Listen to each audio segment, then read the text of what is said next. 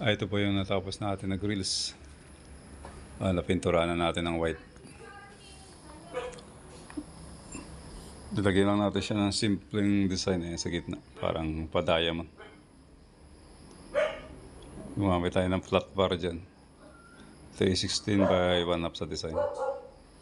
Ayan yung pag-i-screwhan niya. At yung bakal niya is 12 mm na square bar. Ayan, puro square bar lang. Okay po, maraming salamat sa inyo. God bless.